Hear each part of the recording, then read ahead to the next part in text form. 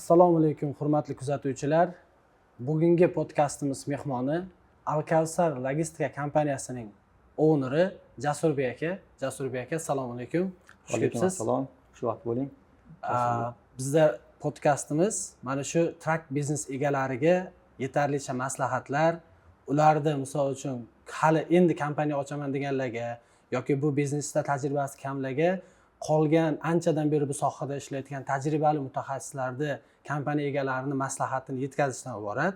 Undan tashqari bu podkastimiz orqali truck biznes egalari albatta juda ham ko'p foydali maslahatlar oladi. Xarajatlarni maksimal darajada arzonlashtirish yo'llarini ham o'rganib olishadi. O'shaning uchun umid qilamizki, bugun o'z tajribangiz bilan bo'lishib, bizni kuzatuvchilarga ko'plab maslahatlar berasiz degan umiddamiz. Yana bir marta xush kelibsiz.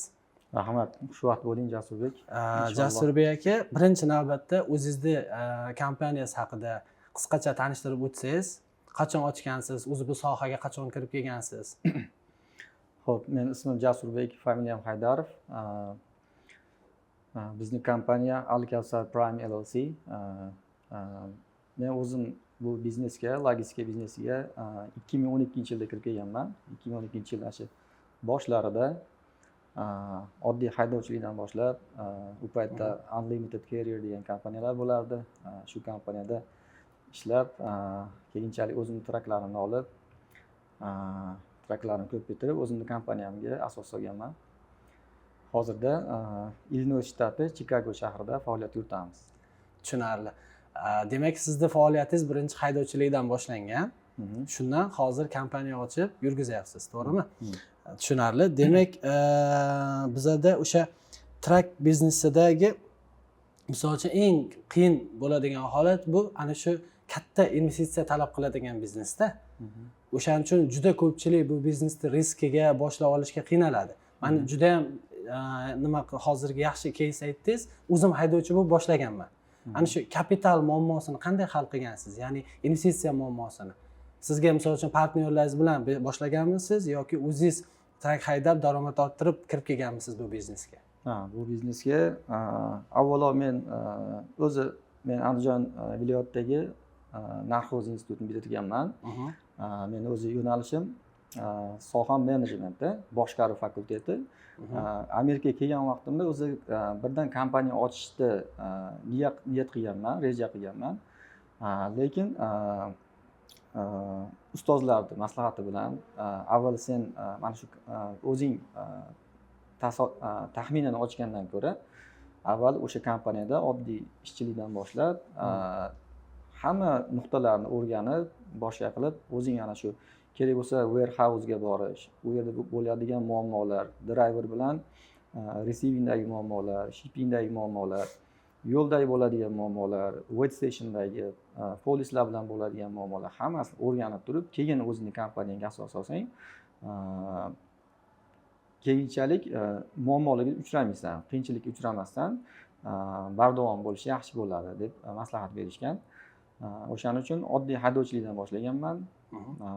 O'zim avval biznesni yaxshilab, noldan boshlab A dan Z gacha deydi-yu, hamma joylarni o'rganib chiqib, keyin o'zim kompaniyaga asos solganman.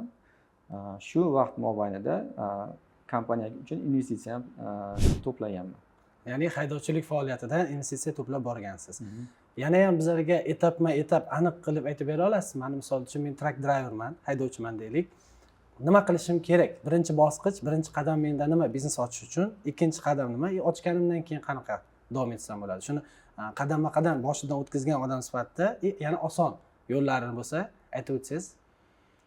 Xo'p, kompaniya ochish uchun demoqsiz-da? Shunaqa. Xo'p, kompaniya ochish uchun avvalo sizda yaxshi safety xodim bo'lish kerak. Yaxshi safety xodim sizga MC va DOT raqamlaringizni ochib beradi. Kompaniyaga tegishli bo'lgan barcha dokumentlarni tahlab beradi, tayyorlab beradi. Xo'p, keyin uni FMCC da ro'yxatdan o'tkazib, sizga men o'zim O'zbekistondagi yaxshi tajribaga ega, o'z sohaning ustasi bo'lgan biznesmenlar klubi milliard klubida a'zosi hisoblanaman. U yerda bizga ham Alisher aka Saif juda ham ko'p instrumentlar bergan. Mana shu kompaniya ochish masalasida uni good start bo'lish uchun nimalar qilish kerak, uni bardavom yaxshi rivojlanish uchun nima qilish kerak, hammasini bizga yaxshi o'rgatib borganlar. Shunda bizga juda ham ko'p kitoblar ham tavsiya qilishgan ustozimiz. Masalan, $1 million xatolar, yana muvaffaqiyatli insonlarning 7 ko'nikmasi, atom odatlar, good to great, Jim Collinsda yaxshidan buyuklikkacha bo'lgan Shunaqa. kitoblari. Shularni o'qib, u yerda tushunib yetganmanki, kompaniya bo'lishlik uchun kelajakda o'zingiz oldingizga qo'ygan aniq bir maqsadingiz bo'lishi kerak.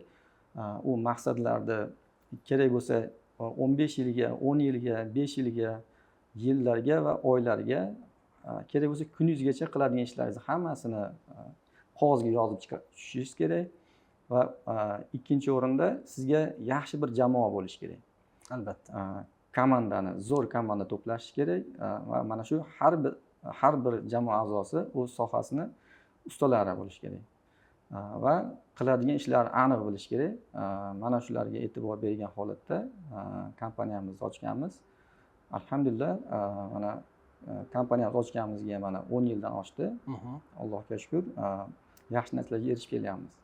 Albatta, juda katta tajriba, juda katta yo'lni bosib o'tgansiz Jasur aka. Mana shu jarayonda trak biznesdagi eng qiyin holatlar sizda yoki trak biznes sezonli biznes, misol uchun qaysi oylarda, bahorda, yozda, kuzda, qishda qaysi birida ko'proq qiynalasiz va trak biznesdagi eng qiyin holatlar haqida ham gapirib o'tsangiz. Trucking industriyasida o'zi bu hammada ham bu qiyin mavzu. Masalan, driverlarni ushlab turish kompaniyada. Albatta. Chunki hozirgi paytda driverlar juda ham haligi nima deydi, kaprizniy bo'lib ketishgan. Arzimagan sabab bilan oddiy ular driverlar asosan yo'lda bo'lishadi, sherik bilan gaplashib yurishadi, asosan o'zini atrofidagilar bilan. Qaysidir bitta kompaniyada ozgina bir nimadir yaxshiroq bo'lib qolsa, yo bo'lmasam to'lov tomondanmi yoki nimadir muammolar o'zini kompaniyasi kuzatyap turgan bo'lsa, boshqa bo'lsa, o'tib ketish ehtimoli katta bo'ladi. O'shanga bizda ham bo'lgan bu muammolar, driverlarni ushlab turish, boshlanishida ko'p driverlarimiz boshqa kompaniyaga o'tib ketishgan, boshqa bo'lgan. Biz bunga yechim berganmiz. Avvalo bu sohada menga biznesda partnyorning ham ahamiyati juda ham katta. Meni partnyorim o'zimning akamlar bo'ladi. Xursandbek aka Haydarov ham meni hayotdagi ustozim bo'ladi. Yoshligimdan mendan yoshlari ancha katta. Yoshligimdan hayotdagi asosiy yo'l yo'riqlar ko'rsatib, biror narsada muammoga uchrasam, nimadandir tushunmagan narsam bo'lsa, doim akam yo'l yo'l ko'rsatib kelgan. Keyinchalik o'zim Amerikaga birinchi kelganman, lekin bu biznesga birinchi kirganim bilan keyinchalik akamlar ham kelishgan 5 yildan keyin. Akamlar bilan birgalikda bo'lganimizdan keyin yana ham muvaffaqiyatli bo'lib ketgan biz kompaniyamiz. Xo'p, shu akamlar asosan maslahatlar berib, shu avvalo biz boshqalarga qaraganda yaxshiroq servis ko'rsatishimiz kerak. Mana shu haydovchilarimiz xohlab turgan narsani kamchilik bizning kompaniyada bo'lmasligi kerak. Kerak bo'lsa ularni muammolarini topib, SWOT tahlil analizlarni o'tkazib, kerak bo'lsa ularni oilasida bo'layotgan muammolarga qarashib, ularni muammolarga yechim bergan holatda biz ularning ishonchini qozonganmiz. Oyliklarini vaqtida qilib beramiz. Boshqalarga qaraganda yaxshiroq oylik beramiz. Dispetcherlarni ham shu 10 yil davomida eng yaxshilarini, kerak bo'lsa o'zimizning shogirdlarimiz, kerak bo'lsa mana shu katta kompaniyaning dispetcherlarini yaxshi oyliklar evaziga o'zimizga jalb qilganmiz. Shuna hisobiga bizda grosslar ham yaxshi boshqa kompaniyalarga qaraganda. Shuning uchun ham shu tarafdan biz haydovchilarni ketib qolishligini shunaqa yechim berganmiz. Alhamdulillah, shu kungacha ular bizga ishonishadi, biz ularga ishonamiz. Biz har doim gapimiz ustida turib kelganmiz. Shuning uchun ular ham o'zlarining va'dalari ustida turib bardavom ishlab kelyapmiz. Albatta. Jasurbek aka, siz Wall City bilan anchadan beri ishlaysiz. Wall City kompaniyasi auditorskiy kompaniya, mana bizning proyektimiz sizni kompaniyangizga accounting audit servislarni ko'rsatadi. Biz sizni bilamizki, hech qachon misol uchun finance, ya'ni loanga ishlamaysiz. Hozir mana shunaqa ribo tufayli, ya'ni foiz ribo deb hisoblab, o'sha ko'p musulmon davlatdan chiqqan tanishlarimiz, kompaniya egalari ko'p nima deydi, cheklovlarga duchor bo'lib qoladi baribir. O'shaning uchun o'zingizni mana 10 yillik tajribangizdan kelib chiqib, mana shu ribo bo'lmaydigan holatlarda qanaqa track olib chiqsa bo'ladi, factoring masalalarini qanday hal qilsa bo'ladi. Albatta bu narsaga yechim berganmiz, lekin realni kompaniyani o'zidan ham bir eshitib ko'rishsin, ya'ni qanaqa yechimlar topgansiz? Amalda shularni ham gapirib o'tsangiz. Xo'p, factoring masalasida bu narsani biz juda ham uzoq vaqt kutdik. Bizga avvalo mana shu 5 kunlik hayotda masalan pulni qaysi tarafdan kelsa ham nima qilmasdan, qabul qilavermasdan, avvalo oxiratga ham manfaatli bo'lishligini hisobga olib, avval bu nima deydi, halolligini, qadriyatni birinchi o'ringa qo'yib ish tutganmiz har doim. O'shaning uchun ham factoringda uzoq vaqt biz mana bu ko'cha industriyasiga e'tibor qaratmadik, chunki ko'chada 100% avval faqat mana shu ribo aralashgan factoring bo'lishi kerak edi. Brokerlar shuni talab qilardi. Bu bo'lmasa brokerlar ishlamaydi. O'shaning uchun ustozlarimiz mana Abdumannon Abdulloh domla Toshkentda mana Shayx Muhammad Yusuf hazratlarining shogirdlari Zikr ahlidan so'rang kitobining muallifi. U insondan ham juda ko'p maslahatlar oldik. Keyin mana Chikagodagi do'stlarimiz, masalan, Ulvi degan shu RTS degan juda katta kompaniya bor. Xo'p, bu kompaniya factoring ham beradi, fuel bilan ham ta'minlaydi. Shu ustozimizni do'stlari bor. Nimada? Pokistonda Muhammad Ibrohim Essa degan inson. Shu insondan fatvolarni olib keldi Amerikaga va buni RTS bilan shuni kelishuvga erishdida va halol factoringni joriy qildi. Shu Ulvi degan do'stimiz, ukamiz.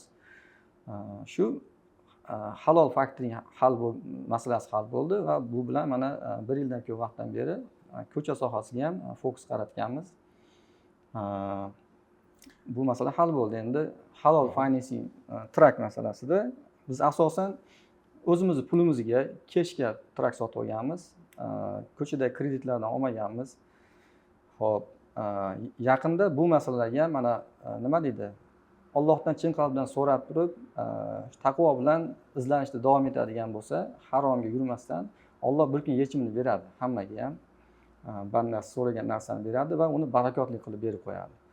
Shu halol finance ham sekin-sekin kompaniyalar berishni boshladi. Albatta. Mana Super Ego degan kompaniya halol finance ga tracklar beryapti. Ko'chada boshqa interesi bor kompaniyaga qaraganda ozgina qimmatroq narxda, lekin halol bo'lgani uchun qimmatroq bo'lsa ham olib chiqyapmiz. Zato Alloh taolo boshqa tarafdan barakasini berib qo'yyapti, Alloh. Shunaqa. Juda ham yaxshi maslahat berdingiz. Ayniqsa mana bu RTS'da misol uchun fatvo qayerdan olingan, halolligini sabablari bilan keltirib berdingiz. Juda ham bu foydali maslahat bo'ldi track biznes egalariga. Albatta, o'ylaymizki, qolganlarga ham qo'shimcha ma'lumot bo'ldi, manfaatli bo'ladi. Endi bizada xo'p, anchadan beri Wall City'da accounting servisidan foydalanasiz. Ko'pchilik outsource bo'lmaydi, menda in-house o'tirish kerak deydi. Qanaqa qiyinchiliklarga uchradingiz yoki qayerdanmi yaxshi tomonlarini ko'rdingizmi bizlar bilan ishlaganda outsource holatda? Shularni ham bir gapirib o'tsangiz. Men shu fikrga qo'shilmayman. Masalan, ko'pchilik outsource bo'lmaydi, chunki ular fokusi bo'linadi. Boshqa nima deydi? Doim faqat sizning kompaniyangizga fokus qaratib turmaydi deyshadi, lekin bu noto'g'ri fikr deb o'ylayman. Outsource bo'lsa-ki, shu kompaniyani o'ziga ham bog'liq, shu jamoani qanaqa qadriyatli insonligiga bog'liq va qanaqa yondashyapti turganligiga bog'liq. Masalan, men Wall City bilan ishlagan vaqtimdan boshlab mana ukalarimizni ko'rdim. Mana Joseph, xo'p, Yusufbek ukamiz, Jaloliddin, Bekzodbek, Zohidjonlar xuddi o'zini in-house xodimlarimdek ishlashadi, shunaqa yondashadi. Juda ham ishga mas'uliyat bilan qarashadi. Birorta topshiriq beriladigan bo'lsa, shuni natijasini mukammal chiqarmaguncha tashlab qo'ymaydi bu ishni. Oxirigacha yetkazib, natijani chiqarib olib kelishadi. Ishlarimiz oldinga yuryapti. Endi bu fikrda aytganlar, masalan, u faqat pul uchun ishlaydigan odamlar deb bilaman. O'zini ehtiyojidan ham, o'zini qobiliyatidan ham ortiqcha klientlarni olib oladi o'ziga va kerakli e'tiborni qila olmaydi. Har bir shpagat deydi-yu, har bir tarafga qo'lni uzatib oladida, lekin bitta ishni mukammal oxiriga yetkazmasdan nargisiga o'tadi, bergisiga o'tadi. Shunaqa qilib turib fokus qarata olmaydigan non-professional bo'lgan outsourcelar ham bor. Endi ko'pchilik shularni ko'rib turib, shunaqa xulosa qilyapti deb o'ylayman. Lekin outsource bo'lib turib, o'zining ishiga yondashib, maqsad mijozni rozi qilish, uni ehtiyojini qondirish va uni kompaniyasining rivojlanishi uchun o'zining hissasini qo'shishni niyat qilgan bo'lsa, bunday outsourcelar bilan albatta ishlash kerak deb men tavsiya qilaman. Albatta, katta rahmat fikrlar uchun. Endi keyingi savol bizada. Biz bilan ishlashdan oldin qanaqa accounting tizim yuritardingiz? Biz bilan ishlagandan keyin nimalar o'zgardi? Xo'p, sizlar bilan ishlashdan oldin ham accountingni shunaqa yurgizardik, statementlarni shunaqa chiqarardik. Lekin sizlar bilan ishlagandan keyin bizda qo'shimcha bizga yangiliklar ham bo'ldi. Bulardan masalan budgeting va forecasting instrumentlarini bizga berdilaring. Bu bizga juda ham yaxshi qo'l kelyapti. Xo'p, bunda masalan biz avval buni taxminlarga asoslangan holatda qilardik. O'zimizda masalan cash flowlarni ham taxmin qilardik. Qayerda qaysi shotimizda qancha pul turibdi? Masalan, kompaniyani rivojlanish uchun xarajatlarimizni necha pul ajratishimiz kerak? Bizni qanaqa xarajatlar kutyapti? Bu narsalarni hozir biz mana budgeting va forecasting mana Jaloliddin, Yusufbeklar qilib berishadi. Baraka topsin. Aniq raqamlarga asoslangan holatda, masalan, cash flowlarimizni ham juda chiroyli ko'rsatib berishadi. Qancha imkoniyatimiz borligi, aka sizga keyingi haftaga mana buncha xarajat kutyapti. Mana bunchasini kompaniyani rivojlantirishga ajratishingiz mumkin. Bundan ortiqcha ajratadigan bo'lsangiz, kompaniya minusga qarab ketishi mumkin deb o'zini finansiy maslahatlarni berib boradi. Shu budgeting bizga juda ham ma'qul bo'ldi. Albatta. Endi shu o'rinda bir narsani aytib o'tishim kerak. Biz misol hozirgi kunda 50 dan ortiq kompaniyalarga xizmat ko'rsatyapmiz. Accounting, audit, CFO servislarimiz bor, ya'ni finansiy taraflarga faqat maslahat berish. Endi bizada har xil ownerlar bilan suhbatda bo'lamiz. Har xil bizneslar bilan ishlab ko'ryapmizda, sizda misol uchun talabchanlik juda yuqorida, har hafta majlis bo'ladi. O'zingiz ham priority qilib olgansiz, reja qilib olgansiz, o'tkazib olmaysiz. Mana shu haftalik hisobot berish, bizning kompaniyamiz sizga har hafta shu hafta plus keyingi hafta bilan bo'ladigan narsalar haqida gaplashamiz, reja qilamiz. Ana shu jarayonda ham finansiy ko'p narsani tahlil qilib olasiz. Agar misol uchun siz menejmentda o'qiganman dedingiz, sizda bilim juda yuqori, lekin hamma ownerlar ham bunaqa finansiy bilimga ega emas. Agar ular ham mana shunaqa bizada majlislarda har hafta o'tkazib yormasdan, har hafta miting qilsa, har hafta gaplashsa, kompaniyasiga vaqt ajratsa, ular ham naborot biznesni tushunishni, ichkarisiga kirishni boshlaydi-da. Ana shu o'rinda qo'shimcha qilib o'tdim. Siz mana shu narsalarga e'tibor berganingiz uchun ham biznesingiz ko'tarilyapti, biznesingiz yuksalyapti. Qolgan ownerlardan ham bu endi siz tomonidan emas, biz tomonidan ham rekomendatsiya bo'lib ketdi. Ya'ni iloji boricha mitinglarda ular ham ko'proq narsa o'rganib, bilimini olib olishsa, bizlarga yana ham effektivность baland bo'ladi. Shuni tavsiya berib ketaman uni qolgan ownerlarga. Agar qo'shimcha misol uchun yana nimalardir so'rashsa, biz hech qachon yo'q demaganmiz. Ya'ni qo'shimcha vaqt ajratib miting qilaylik, qo'shimcha menga finansiy bilimlar o'rgatinglar yoki buxgalterimga o'rgatinglar desa ham, albatta bu narsani qilib berganmiz bizlarda. Jasurbek aka, WorldCitydan qanday servis kutgan edingiz biz boshlayotgan vaqtimizda va qanaqa taassurotlar oldingiz? Xo'p, Jasurbek, men WorldCity bilan ishlashni boshlayotganimda faqatgina accountingni o'zini qiladi deb o'ylagandim.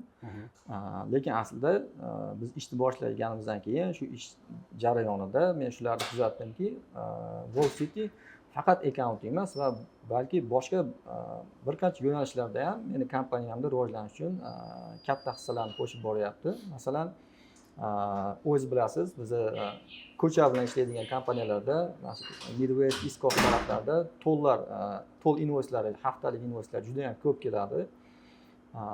Bularga ham kerak bo'lsa yechimlar berdi. Masalan, to'l departamentdan mana Jasper degan dispetcherimiz bor. Driverlarimizga hammasiga attach qo'yganmiz gruppalariga. Ularga to'ldan qanaqa qilib avoid qilishlarini, directionlar berib, masalan, to'l oz bo'lgan yo'llardan yurishlarni directionlar berib boradi. Natijada masalan haftasiga avval 5000-6000 dollar invoys kelyapti turgan bo'lsa, hozir 2000-2500 dollar invoys kelyapti. 3 barobar to'llardan save qilishimizga erishyapmiz. Va yana bizga kompaniyani rivojlanishi uchun yana qo'shgan hissalaridan bizga o'zlarini fuel management servislarini ham qilyapti. Bizga fuel dispetcherlar har bitta gruppamizga attach qilingan. Ular truck stoplardagi eng arzon bo'lgan joylardan topib dispetch qilib turishadi. Haydovchilarimizga eng arzon, eng diskount ko'p bo'lgan fuellarni ko'rsatib berib turishadi. Natijada fueldan ham haftalik 4000-5000 dollar ekonom qilyapmiz. Diskountlarga erishyapmiz. Albatta. Bizda ham maqsadimiz shu. Biz har qanday ko'rsatgan servisimizga ortig'i bilan javob qaytaramiz. Kompaniyani ichidagi hamma xarajatlarni analiz qilib, maksimal darajada kamaytirib, eng optimal variant berishga harakat qilamiz. Keyingi savolimiz bizada boshqa ownerlarga nima maslahat berasiz? Ya'ni Wall City'ni accounting servisini maslahat bergan bo'lardingizmi? Endi nimalar uchun? Xo'p, Wall City'ni tavsiya qilgan bo'lardim, chunki bu faqatgina accountingni o'zi emas. Xo'p, accountingga aslida accountingda oddiygina accounting emas, boshqacha yondashiladi. Ya'ni bu Wall City'ni rahbarlari ham mana o'zimiz taniydigan ukalarimiz, Jamshidbek, mana Jasurbek, bular o'zlari moliya bo'yicha mutaxassis insonlar. Mana chet davlatlarda o'qib, o'sha chet el moliyalarini, accountinglarini yaxshi o'zlashtirgan albatta kadrlar deb bilaman. Shunga ular chet elda Amerikani moliyasi yuzasidan yondashiladi. Juda ham hamma P&L masalan, cash flowlarni, mana balans sheetlarni kerak bo'lsa rentga traklar olib chiqib turganimizda ham o'zlarini shu u rental katta kompaniya, mana Penske, Ryder, shunga o'xshagan TL kabi kompaniyalarni requirementlarini ham yaxshi bilishadi. Approve bo'lmaydigan kompaniyalarga ham o'zlarini tajribalaridan, experiencelaridan kelib chiqib kontraktlar erishishimizga sababchi bo'lishyapti. Shunga mana nafaqat moliya, masalan, kerak bo'lsa safetydan yordam kerak bo'lib qoldi. Hali kuni biz o'z bilasiz, Amerikada insurance masalasi global juda ham albatta katta muammo. O'shanga bizga inshurancelarimiz yangi MC kompaniya sotib oldik yaqinda, Murtuit Enterprises LLC. Kompaniyamiz yangiligi uchun insurance kompaniyalar jicha premiumlarni qimmatroq chiqarishib olyapti. Shuning uchun Bekzodbek ukamizga aytdim, shu insurance masalasida yaxshiroq insurance kompaniya kerak, yaxshiroq agentlar kerak deb aytdim. O'zi accounting bolalari bo'lsa ham, lekin insurance taraflama yaxshi insurancelar tavsiya qilib, agentlar bilan networking qilib, bizni yaxshi kontaktlar tuzishimizga erishyapti va safety tarafdan ham yordamlar tegyapti bizga kerak bo'lsa. Albatta, katta rahmat. Va menda oxirgi savol. Wall City outsource kompaniya, audit, siz aytgan boshqa servislarni hammasini ko'rsatamiz. Xarajatlar analitikasi, biznes boshqaruvi, biznes moduligacha, to'l, fuel management hammasi bor bizda. Endi siz hamma ma'lumotlaringizni berdingiz. Mana biz bilan ancha vaqtdan beri ishlayapsiz. Confidentiality taraflama, ya'ni maxfiylik, ma'lumotlar maxfiyligi bo'yicha biron bir muammo kuzatildimi shuncha davrda? Yo'q, bunaqa confidential saqlanyapti hamma muammolar. Masalan, bizning muammolar o'zimizning ichki masalan ma'lumotlarimiz faqat o'zimizda qoladi. Yoki bizga boshqa kompaniyani masalan o'zini muammolarini yoki qanaqadir ma'lumotlarini aytishmaydi. Faqatgina